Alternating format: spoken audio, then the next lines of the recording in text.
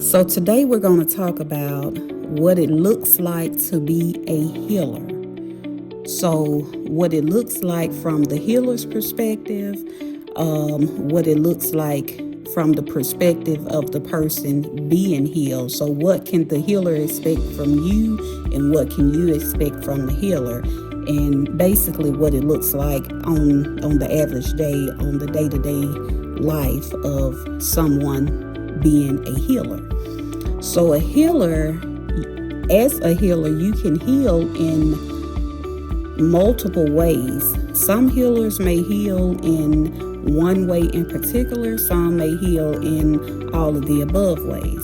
So you can heal on an physical level, which the average person may be a healthcare worker. You can heal on an emotional or mental level, so that person may work in the mental health field. You can heal on a spiritual level, where that person may be a religious leader, like a pastor or minister. Physical. There are many titles that can fall under each category of healing. Oftentimes when you heal in one way, then that actually will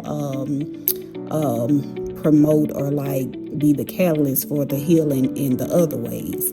So, you oftentimes when you heal one area, then it will, open up the other areas to heal.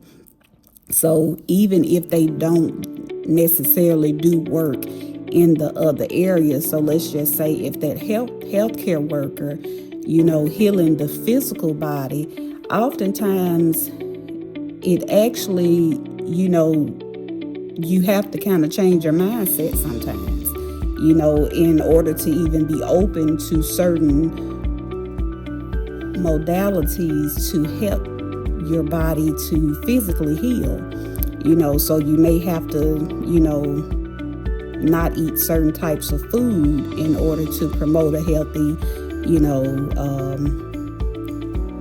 healthy environment for your body to heal in order for the medicines or the therapy to fully do its work. If you are healing on the spiritual level, oftentimes you may have to kind of, the spiritual level sometimes works a lot with the mental as well, because it changes the way that you think. So oftentimes, one healing heals the others as well. But what it looks like for the person that is the healer, people don't like truth. This is November 2025. This is the very beginning of, I think today is the 3rd or the 4th of November, 2025. So as of November 2025, people do not like truth. They don't like to be honest with themselves. So when you see the truth and you speak of the truth, someone can know it, but they may not like to admit that that is in fact the truth. So that's almost like you're being violent to that person. Like that's almost like what they feel. They feel when you speak the truth, if they're not ready to admit it, although they're coming to you for help, if they're not ready to admit the truth, you speaking the truth may feel violent to that person. They need the truth, yes, absolutely. Everyone needs to be truthful with themselves first and foremost. Everyone, you should expect the truth, especially if you're going to someone for help.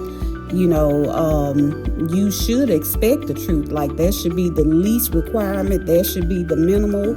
That should be a prerequisite that, that they are ready to speak the truth to you, and you are ready to receive the truth and speak the truth to yourself. Because oftentimes when someone hear that fear, that first when they're first pierced with that first truth, then that kind of catches them off guard. Okay, so now they need to go back in private and kind of, sit with that truth.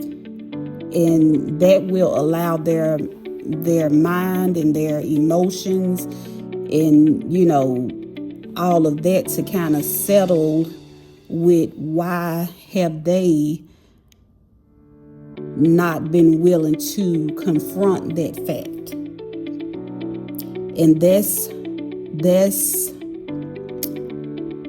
a lot of times people are not ready for that, because that means that there's something that they have been in control of and they cannot blame it on someone else. So to admit that you have been in control of your own downfall or your own place of stagnancy, that's hard to admit. That's hard to confront. That's hard to settle with. It's hard to confront that. So then you got to start thinking about why, has that been? So it all depends on how honest are they willing to be with themselves. But for the person that's the healer, they are often confronted with people who are not either willing or they're not ready to be open and honest, and they're not willing to accept the truth. So when you're looking to be healed, you should come in surrenderance. You're not surrendering to that person, you're surrendering to the process.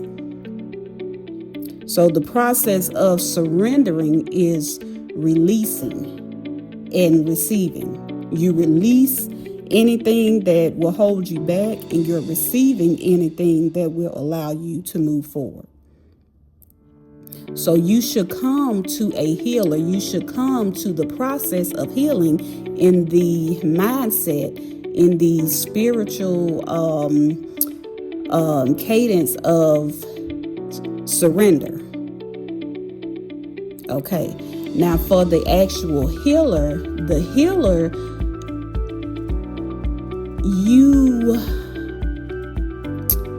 I'm hesitating because I want to say that you should expect, you should always expect for people to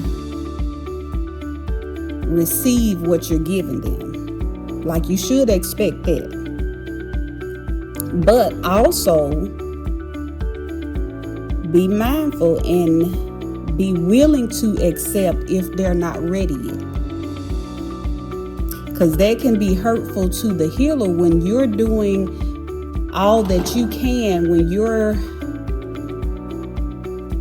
you're putting forth so much effort to see and to actually see their issues. Like, that's a spiritually draining process for the healer, that I don't think people take that into account. It can wear on your spiritual man for you to look deeper into other people, because now your spirit body and your physical body are working in tandem with each other to look past the facade and to look past the mask, which we all know in November 2025 that people can put up quite a facade. People can put up quite a mask. So for you to look past that, for you to kind of, to be able to see past all of that, like that's like someone asks you to come over to their house, but they put up a wall, so you can't just go to the door. You kind of gotta press the intercom, but the intercom really ain't the intercom. So when you press it, then it falls off. So now you gotta take that, that wall off in order to get to another thing that looks like an intercom, to only find out that that's still in the intercom. So now you gotta knock that wall down, only to see another thing that looks like a button, but it really isn't a button. It's just a little dot. So you flick that away, and so it's layers upon layers that you're peeling off, and that's draining because people try to hold on to it. So that can be draining for the healer. So take into account when you're going to a healer that in order to help them help you, it's easier and it's better if you come in surrenderance. Like I said, you're not surrendering to them. You are surrendering to the process of healing, which is allowing Holy Spirit to move through that healer to see what it needs to see, to do what it needs to do, to point out what it needs to point out, to reveal what it needs to reveal. So for a healer is in combat pretty much, because people will fight to conceal their truths. They will fight you to conceal their truths because they don't want to admit it. They don't want others to know it. So they will fight you just to conceal. So you have to, as a healer, you have to look past what they're showing you. You have to fight to get to the core. You have to fight to get them sometimes to even surrender. You have to fight to, to help them see that they need better for themselves. So as a healer, it can be draining, but when you're called to it, the Lord will give you strength to do it. For the person coming to be healed, that can be draining to them as well, because now their whole mindset, their whole world is shook because they believed for so long one way, and now they're seeing, okay, the veil is lifted from my eyes. Now I see that that's not the right way. So why did I believe that? Why did I think that? So they're having to, settle with the fact that they lied to themselves, that they believed the lie for so long. And that can be emotionally draining because you feel defeated. You feel bamboozled, so you feel weak. Because who wants to be taken advantage of? Who wants to be, told a lie and actually believe that lie? So those are just some fun facts of what it looks like on the average day for a healer and for the person seeking to be healed. So just know that if you're going to a healer for any particular thing, whether that's physical, mental, spiritual, go to that healer in surrenderance. And that way the healer will not have to fight you in order to help you. And one last fact, as a physical healer as well, there can even be something as simple as like a chiropractor, or as a fitness instructor, or a what do you call them? Like a fitness trainer. So it's many ways that you can heal in like each, category.